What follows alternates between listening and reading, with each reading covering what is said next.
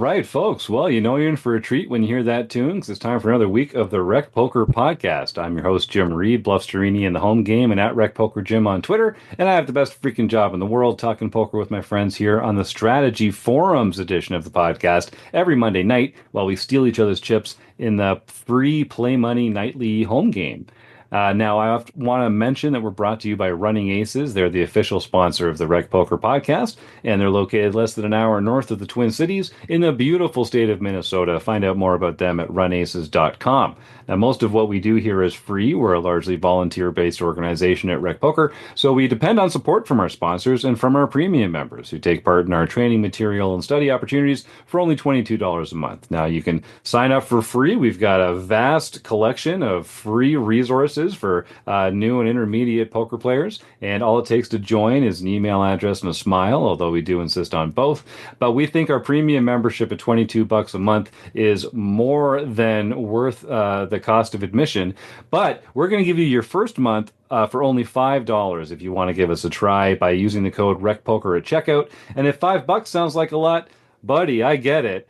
Support your local food bank, but with a donation of any amount, and send us the receipt or the screenshot from that donation, and we'll happily credit you with a free month at Learn Pro Poker. So I hope you get a chance to support Rec Poker and support a local food bank as well and get involved that way. Now, they let me host the show on Mondays, but I'm just one man, and it takes a group, a gang, a crew to make all the magic happen around here. We call this group of wizards the RECing Crew. If you want to learn more about me or the rest of the RECing Crew here at Rec Poker, just go to rec.poker/crew, or you can listen up. You're going to meet two of our brightest lights here on the Forums edition in just one moment. Take it away, Mark. Hello guys, I'm Mark Zhang, and once a month, every Thursday, the first Thursday of the month, I'm having a poker training session where we talk about tournaments and strategies. And I'm Rob Washam. You can find me as Rabman50 just about everywhere. And on the first and third Wednesdays of every month, you can join me and a bunch of the premium members as we discuss the latest poker book. That's right. And I hope you enjoy the conversation we're going to have tonight. This is picking up from last week. We were talking with Mark about sort of how he approaches the thought process of the game of poker, particularly putting our opponents in difficult positions, making our opponents feel uncomfortable, identifying spots where players are not balanced, and then applying pressure in those areas. If you're not a regular listener, Mark is a very accomplished poker pro. He plays a lot online, plays a lot of live tournaments as well. He's one of the coaches here on our RECing Crew. And if you enjoy the conversation that we're having with Mark, I'd encourage you to go to rec.poker/coaching, and you can find some opportunities to work with Mark and some of our other RECing Crew members for very affordable rates. And really, really, we don't let just anybody in the door here. You're going to have a really fun time working with some of our RECing Crew members. So I'm very excited to be welcoming Mark back to the show. We're going to kind of continue the conversation from last week and look at a couple other hands and kind of continue this conversation about finding weak spots in our opponent's ranges and applying that kind of pressure. So, Mark, take it away. We spoke about two hands in particular last week. Now we're looking at a different one, but it has a lot in common with those, I think. All right, do you want me to take it away?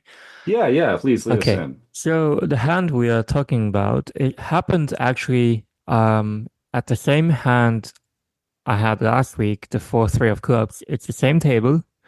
I'm in the same position, the big blind, and I have 4-3 of diamonds. Okay. So the hand goes like this, that the button opens and the small blind calls, and we have 4-3 of diamonds, and we call. The flop is king of spade, 10 of clubs, 9 of clubs. It goes check, small blind checks, I check, button checks.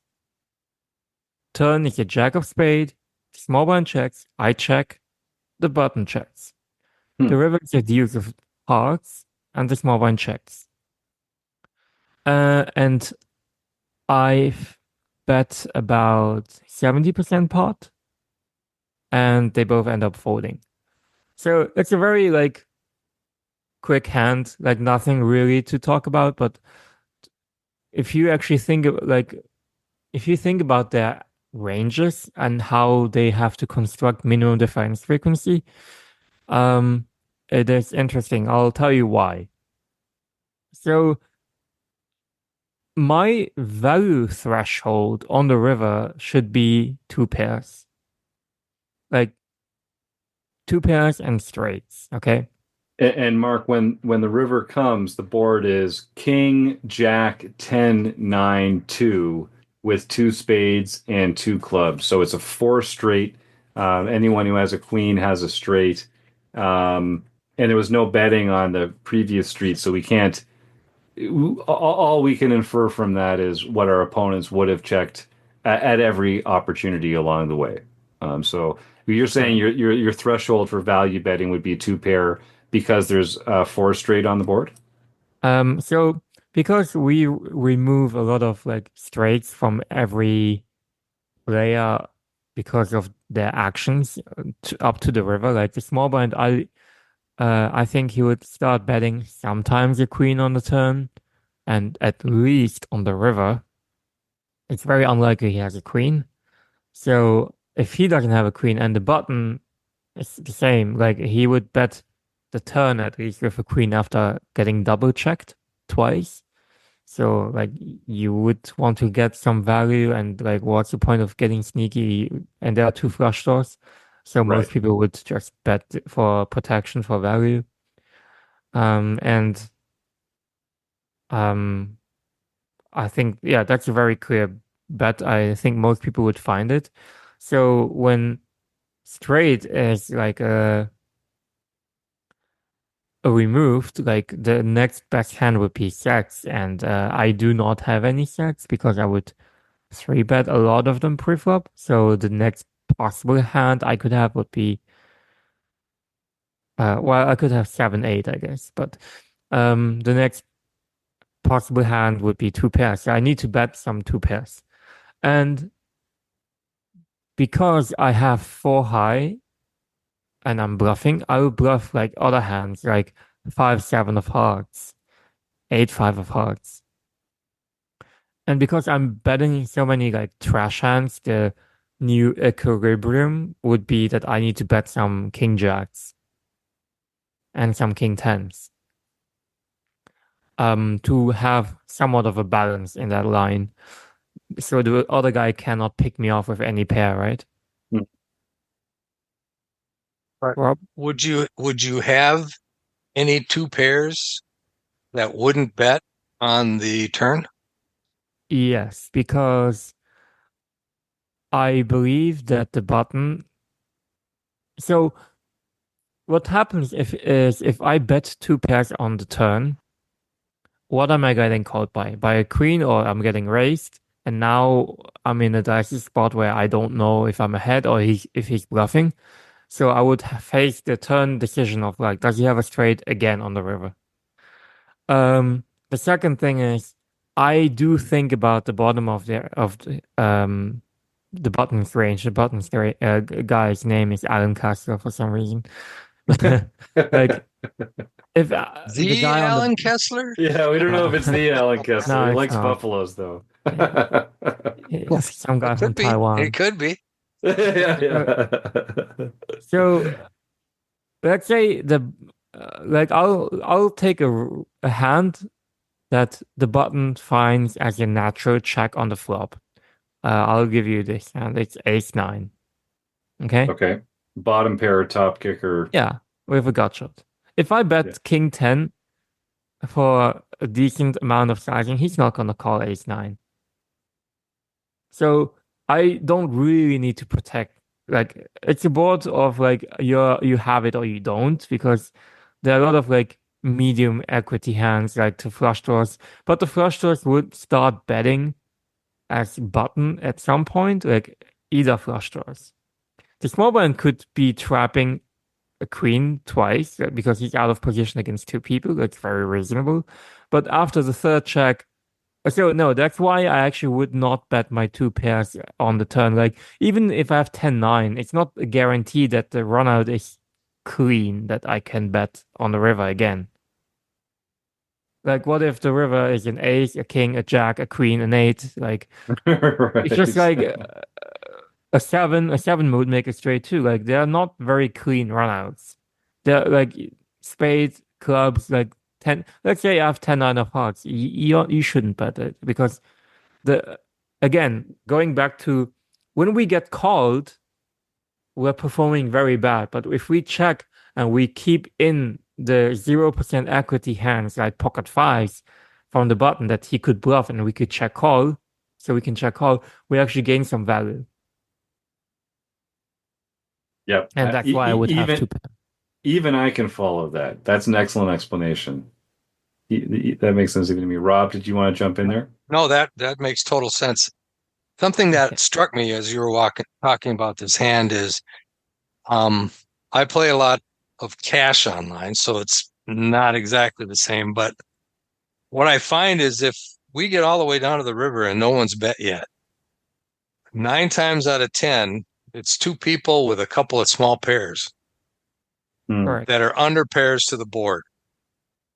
So I see a lot of fives, pairs of sixes, pairs of fours, those little Right.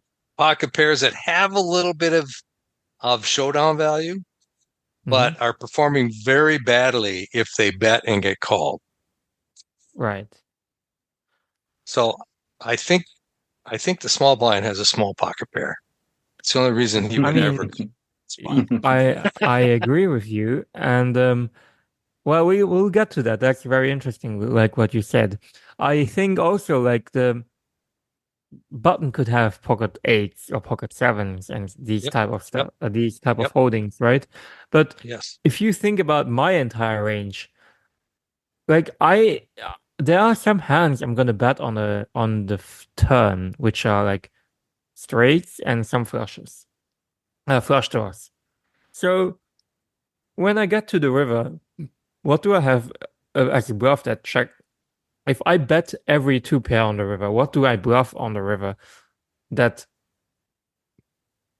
yeah, what else would I have as a bluff? I have to pick bluffs from somewhere, and that somewhere would be like just any what we call in poker good suits. So I do not interact with the board at all, which means I don't have any flush draw. Like it's a very natural bluff, like on the river because I have 0% pot share basically in that hand if I check. There's not a hand, I have the not low, basically. You do, Yes, you do. yeah. Yeah. You So definitely do. those two things combined, having good removal in the sense of like I'm not interacting with the board. I don't have a nine, so I don't block their folding range with ace nine or something. And I don't have a spade, I don't have a club. Those may make good hands to bet, to bluff. Um, so what it comes down to when you actually bet, now the opposition has to defend. And the button has to come up with a minimum defense frequency on the river that defends this particular line. And the button and the small blind, they have shared responsibility to come up with that minimum defense frequency. So now, what the button needs to do, he has to start bluff raising some hands, right? To actually come up with the minimum defense frequency. Otherwise, you're not defending enough because like you said, pocket eights, pocket sevens. What if he takes pocket eights and starts raising me because he's blocking 7-8 and queen 8? That would be a good defense. But who's doing that? Right. That's why I said in the first episode, real poker is really messy, right? But again, if he raises pocket eights on the river, he needs to have some value raises too. He cannot just Right. bluff raise everything. So now you Yes. need to find a hand that can beat my value hands that would raise on the river.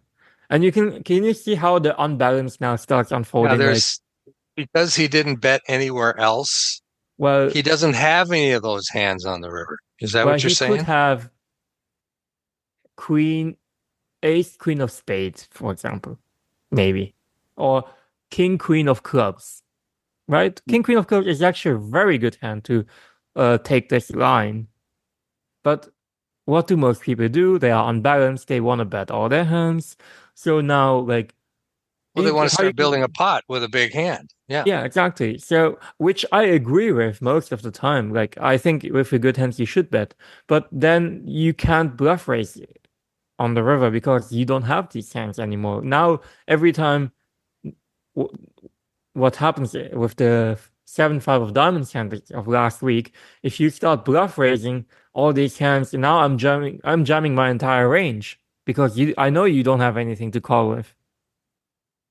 Right? That's exactly what happens with the guy that tried to raise me, and I know that you don't have enough to call, so I just rip it on you. Uh, does anyone have a question about this hand? It's a very Hmm. simple hand, but like I think No, I explained I, my thoughts. yeah, I like the way that you're talking about, the qualities of the hand. It's sort of like we talked about last week, the 4-3 of diamonds on King Jack 10-9-2 with no diamonds. You're not holding you're not holding cards that you'd like your opponent to have. So you're unblocking the kinds of hand you'd love for your if your opponent has a flush draw that missed, they're gonna fold. If your opponent has one of these like marginal strength hands and you're making a big bet, they're gonna fold. So you don't want to have hands in your own, you don't want to have those cards in your hand that block the combos that they can have of those. So that's perfectly intuitive. And also having, very little showdown value, like you say, we've got literally the nut low here. Like choosing that, Yes. some of those bluffs are going to be the hands that don't have any other way to win. Um, so I think the really interesting thing that we're getting at here is what we can extrapolate about our opponent's range, and that in order for them to have the kind of hands on the river that they would need to have to defend against our action is very difficult just because most of those hands would have played more aggressively on an earlier street. Am I Right. saying that? Am I getting close with that? Yes. I mean, you are summing it up very nicely.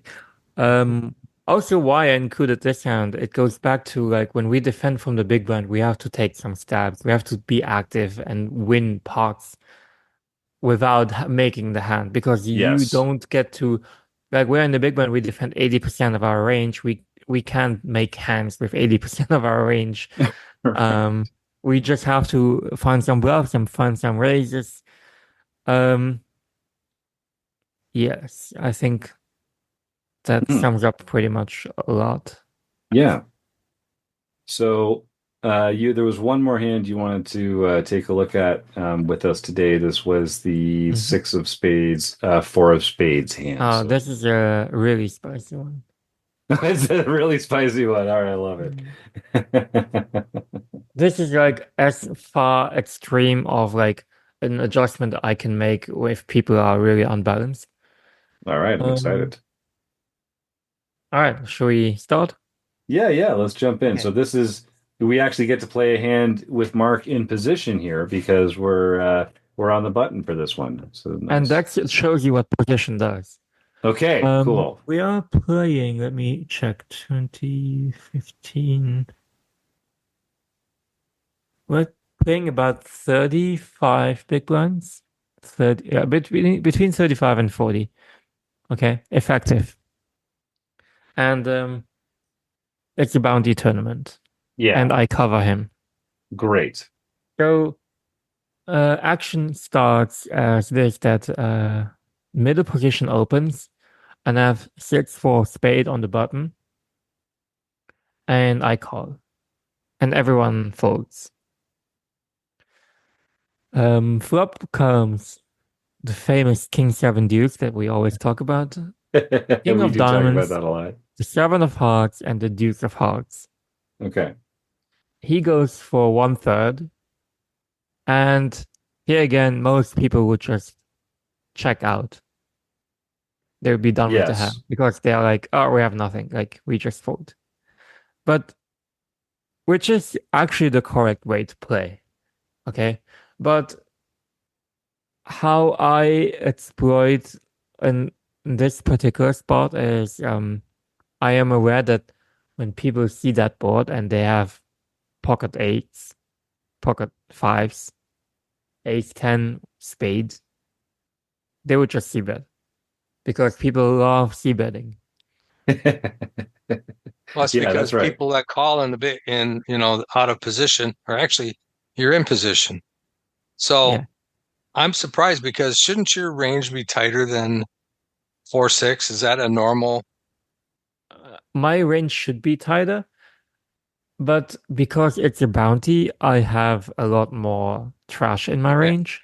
all right, But because I have a lot of trash in my range, if you actually, I think, input it into a solver, he gets to bet more because I have a weaker range. But right. Yeah, that makes sense. the problem is that now he's betting, he still should have some hands that check. Okay. Yes. But from what I know, that population or and MDB mass data analysis, like what we found, like not what we found, but what comes out is that people love to see bet out of position. And now he goes for 2.2 big blinds into 6.8. And now I start messing with him and I make it 5.5 big blinds, which is a min click. And now imagine all these holdings like ace 10 offsuit, ace jack offsuit, ace 10 of spade. Like, what, where is he going to put these hands? He's probably like going to fold it. But again, I'm raising 3 big blinds into a pot of 10. You're supposed to defend really uncomfortably wide, Hmm. what most people don't. So I already assumed he folds like the ace 10 type of holding. And then this is already a profitable situation for you. Just in case this isn't Right? clear Yes. to our audience, like when players are overfolding to the small sizes, they're just abandoning their equity in the hand, and then you get to receive that. So, Yes. And it starts with them c-betting, right? You could have checked, yes, right? yeah. Yeah. So this is a spot where you're saying like population c bets too widely, too frequently, and Yes. And they so get away with it because people don't do the stuff I do, yes, that's How right. about That's right. how about if he's c-betting? What value hands is he c-betting Well, versus how much of his? I mean, most of his range is not value. So Right. that's a problem. when he's c-betting, he's probably c-betting a lot more non-value hands than he is value hands because a lot of the value hands have incentive to actually check. Is that right? I mean, am I Okay, so thinking right? his value betting is probably like deuces, sevens, ace, king, king, queen, king, jack, right?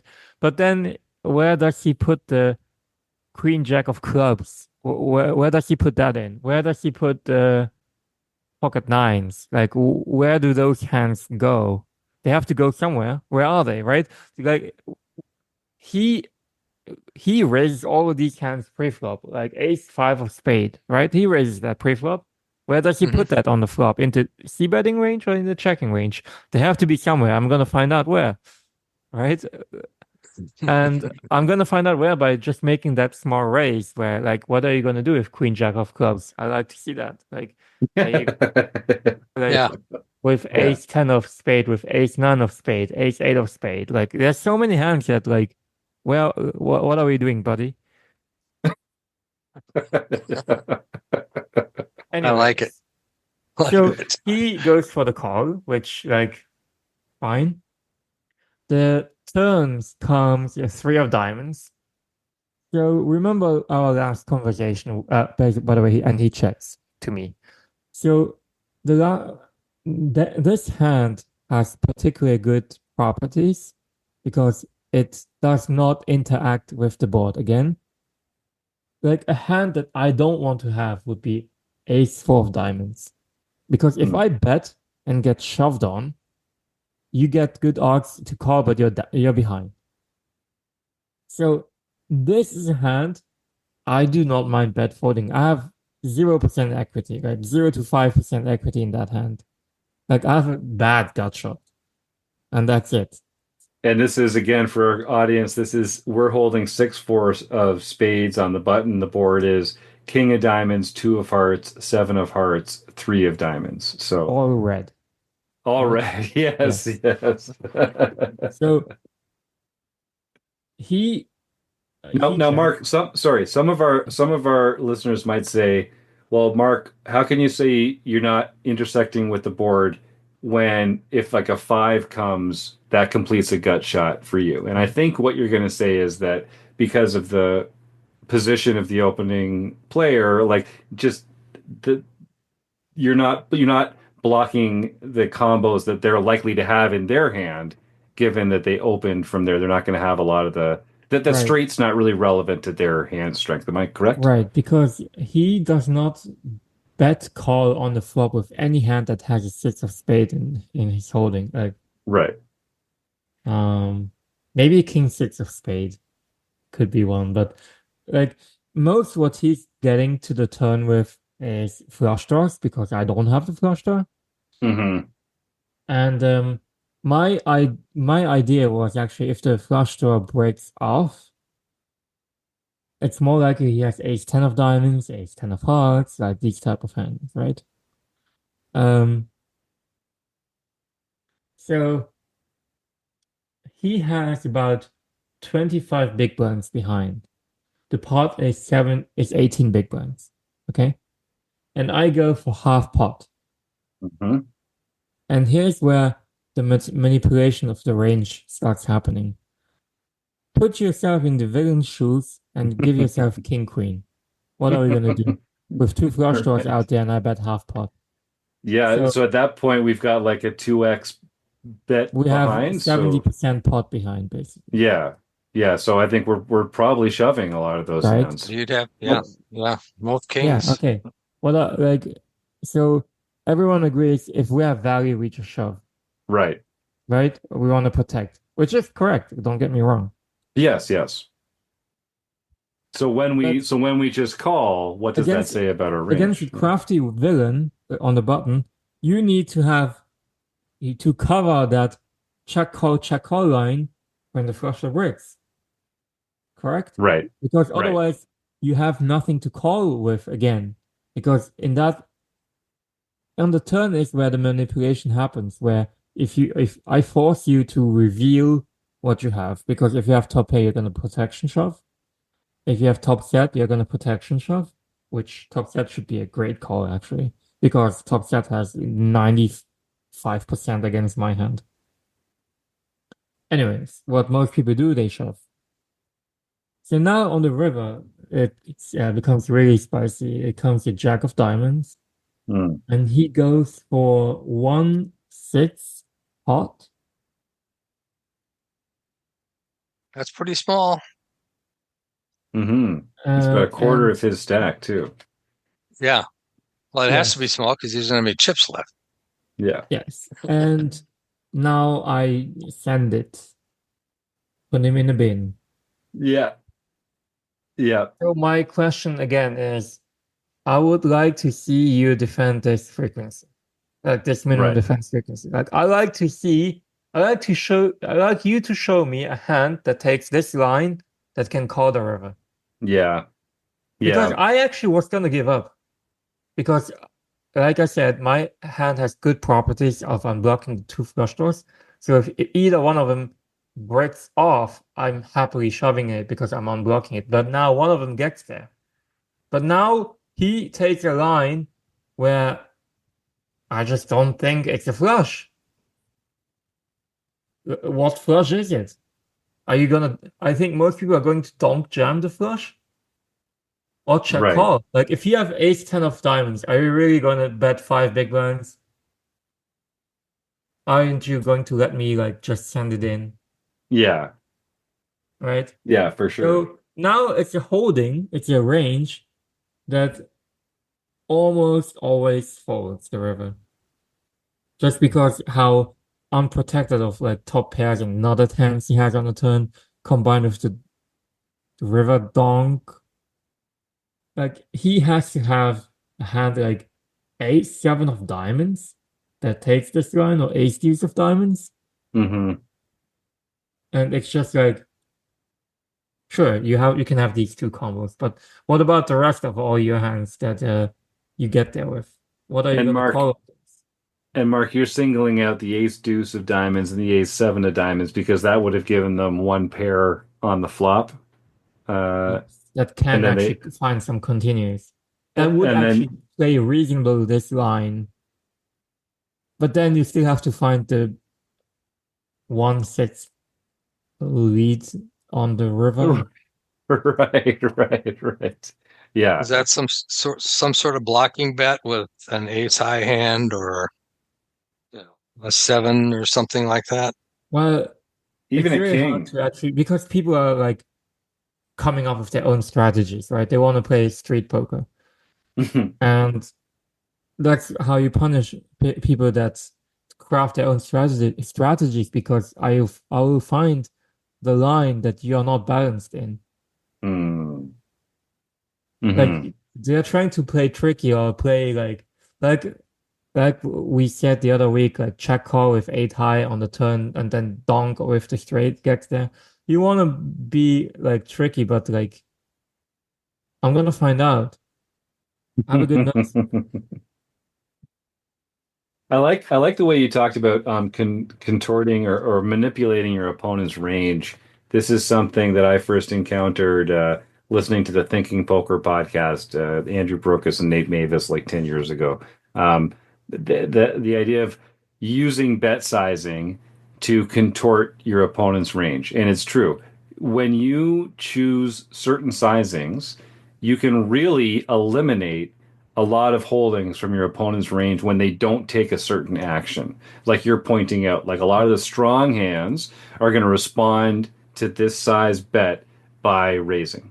And so when our opponent does not raise, we can fairly confidently uh, extrapolate from that that the range doesn't contain a lot of those holdings. Yes, I think it's mostly because he does not think about poker like that.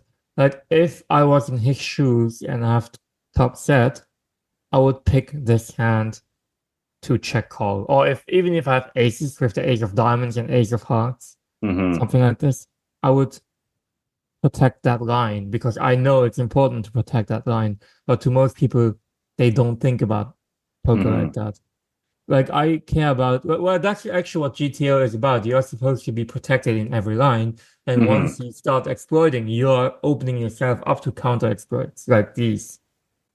Yeah, and so I think like we talk about GTO in terms of playing defense from the point Yeah, of view that you only really need to employ this kind of balance against savvy thinking players like yourself who are going to find these exceptional areas to put us in the blender.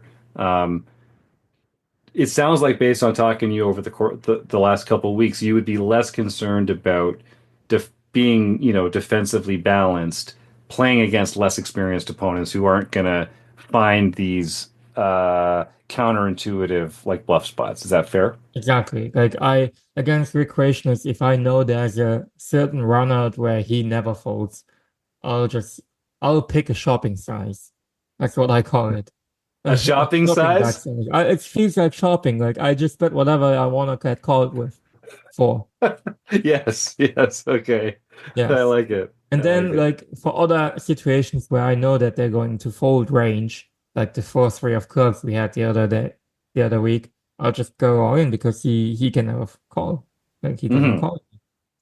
Hmm. It's like these nodes where I can exploit just because I know what they are supposed to do and what they are not doing. And just by them creating a huge unbalance on like every street except preflop or So how often, like anecdotally, this is not scientifically, but just anecdotally, like how often does it happen where you're like, okay, I'm in this spot, I've manipulated my opponent's Mhm. range, here comes the bluff, and then they like surprise you Mhm. and end up with, so is it like, oh, I didn't think they'd have that combo, or I thought they would have that combo, but they'd fold it, or like what are the ways that this goes wrong? Okay, so yes, of course it goes wrong, but that's when I'm really pushing it.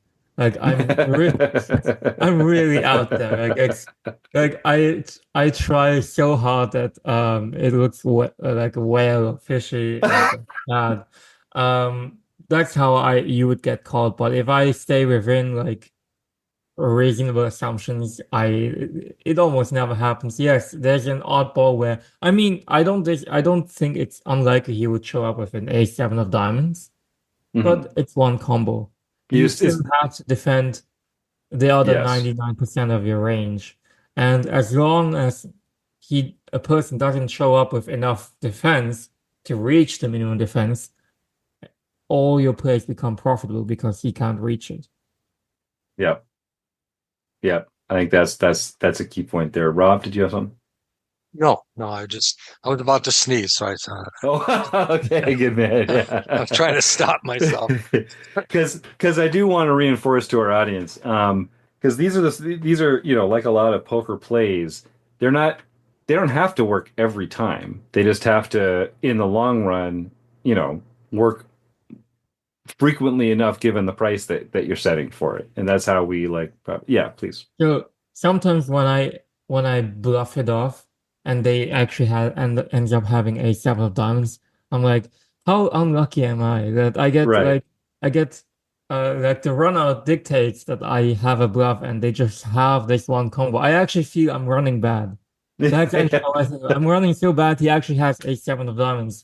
Like that's how I think about it. Yeah. Yeah. Well, and because again, I think I mentioned this last week or maybe it was earlier this week in the episode. When you are actually envisioning the entire range, when you're because like you say, every combo that enters the hand finishes the hand. Does it finish as a Yes, it fold? has to be Does it? somewhere. It has to go somewhere. Right. So when you are accounting for the entire range, it's that's the missing piece. If you're listening to this at home and you're like, how do these guys pull this off? And like, how do they feel that their opponents are in a weak spot? It's because they're envisioning the entire range of hands that our opponents are bringing in there, and that's a very. Let me ask you that, Mark. How can people work on that? Because that feels like a skill that is crucial in order to even have these kind of conversations. Well, I think part of it comes from like studying, also like just understanding how a certain spot is being played. Um, and then I think what most recreationists where they lack is they care too much about protection against a good player. Hmm. Like if you like even if a good player defends from the big blind, he's supposed to have 4-3 of diamonds and 4-3 of clubs. He's going to find a bluff somewhere. You just have to give him rope. But at the same time, you cannot check your top range just in hopes he has that 4-3. Hmm. Like that's not how poker works. You're supposed to extract value from your good hands, and you're supposed to find the bluff catchers down the line somewhere on the turn or on the river, and he's gonna bluff. But now what people are doing is they check their top pairs and they do some like they craft their own strategy, and that results in a not in a negative like you don't lose EV in that spot, but over a year you're gonna lose EV because Hmm. you rely on me having that certain combo that actually bluffs on that run out, and you obviously that's what actually GTO is like. GTO finds, oh, I have this combo and this hand is a good bluff on this run out. So of course we don't want to bluff a missed flush draw. That's like when I would get caught if I'm really out there, right? That's what I meant. So I think just care less about protecting your hand and actually think about like where is a certain type of holding going? Where is the 4-3 of clubs Hmm. in the big blind going? Like where does he put that? Is it in the turn stabbing range? Is it like where does it belong to? Because if I have value, like every recreational player, I'm gonna find it. right? But you have to be crafty enough to find the bluffs. Yes. Yeah. That's I the key. speaking of like weak ranges, I have another interesting hand, just a quick one that I played 2 days ago in a tournament. Cool. Big blind is 4,000, and a middle position player, he's quite active. He raises to 8,000, and I call in the button with ace 10 of clubs. And the flop comes queen, queen 5 rainbow. He goes for 7,000. I call having backed because rainbow defense frequency, backdoor flush, backdoor straight, um, overcards to the 5. Turn is a deuce of hearts, now bringing 5 deuce in hearts out there. Mm. Okay. He checks, and I bet 5K. The big one is 4K, and he folds. You see Right. how I found out the trash? Like I found out he had trash. Hmm. Like just by betting that 1 point, it's not even 1.5 big ones. I guess it is 1.5 big ones. Yeah, But yeah, like, 125. yeah. But I had a couple of recreational players at the table. They were looking at the hand like, what's going on? Like, what's happening? Right? Like, why is he betting one big blind? Why is he the other guy just folding for one big blind? And that's how another example of how people love to see bet out of position and how it Hmm. creates an imbalance on the turn that he can't even defend for one big blind. Right. Yes. Like, it has to be such a trash hand, it can't even continue. And so is that something that you're going to see on those kind of boards like Queen Queen 2 or Queen Queen 5 or like monotone flops or just boards that are difficult to hit that people are going to see bet Well, too this was a frequently? rainbow board, right? Yes. So yeah, like my question is what's he doing with the king jack offsuits, the jack 10 suited, the ace 8 of spade? Hmm. Because I could get value with ace 10 of clubs against ace 8 of spade, right? Are you like where is he going? Is he going for the bet line or the bet check raise line? Where is it? Hmm. Yeah. Where are those Where where is are it, those buddy? hands going? Yeah, where's the 9-8 of spade? Where's that? Where is it? Yeah. I could check, of course, and then like, but I feel like if I bet, I could deny some equity of 9-8, which has like 6 cards. So yeah. Hmm. But hand is a good example just to show that people have those trash hands.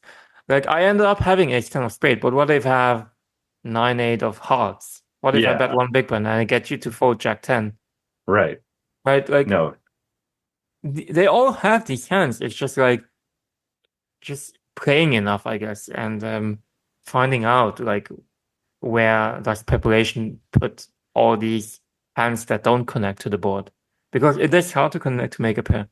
Yes. Yes, it is. Well, this is great. I mean, I always enjoy talking poker with you, Mark. Listeners will know, Mark's a regular guest here on the Forums edition. And I encourage our members, check out the office hours, the first Thursday of every month. Mark brings hands and we look at spots in a solver and he applies this fantastic poker brain of his to the problems that plague our audience and our membership recreational players around the world. So Mark, is there anything else that you want to sort of comment on about this Uh, concept or about these spots? no, I think we've said a lot. I think, yeah, Yeah.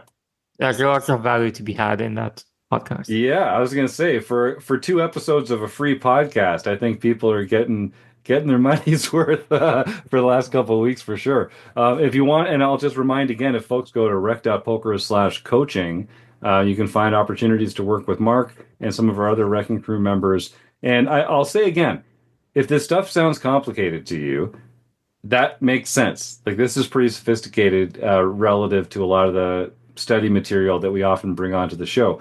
But I just want you to understand, poker is a game that rewards study. And no matter what level of player you're at, no matter how experienced or inexperienced you are, you will benefit from speaking to a coach, a mentor, some peers. Take that next step and start speaking intelligently about poker with your friends, with Rec Poker members, on our Discord, in our forums. Take a leap, get some coaching, get some one-on-one coaching from someone who's much, much better at poker than you are. You might not make that investment back the next week at the local daily, but you're going to advance your knowledge of this game by leaps and bounds compared to your ability to just pick it up on your own, reading books, listening to podcasts, watching videos, playing. Get help. Get help from people that can help you. I really want to encourage people. I wish I'd done it earlier. I say it all the time. I'm sure a lot of folks here as well wish they'd done it earlier, just because you could be operating at a higher level faster. You could be spending more of your life being the kind of accomplished poker player like Mark, and not just twiddling your thumbs trying to keep up like me. Get involved, get some coaching, invest in yourself. And I'd recommend you do it at rec.poker/coaching. Find some friendly faces here to help you take that next step. Mark, such a pleasure. I understand we're both going to be in Vegas come December, so I'm going to get a chance to buy you a couple dinners and soak up some more knowledge, I hope. Thank you so Looking much. forward. Oh yeah, man. Book it. Book it. And like I say, folks, if you enjoy this, get out there on the first Thursday of every month and take advantage of Mark's office hours. And like I say, Rob's got the book study. Chris has the deep dive. Taylor's on stream. Kim's got her hand history review groups. There's lots of ways to get involved with different Wrecking Crew members. So find a voice that works for you. All right. Well, without any further ado, I guess I'll thank the Running Aces Hotel, Racetrack, and Casino for their sponsorship and support. Mark Zhang, fantastic stuff today, man. That was awesome. Rob Washam, love having you in the booth here as always. Thanks to our audience at home. Thanks to all of you. We couldn't do it without you. So have a great week, everybody. See you next time on the Rec Poker Podcast. Good night.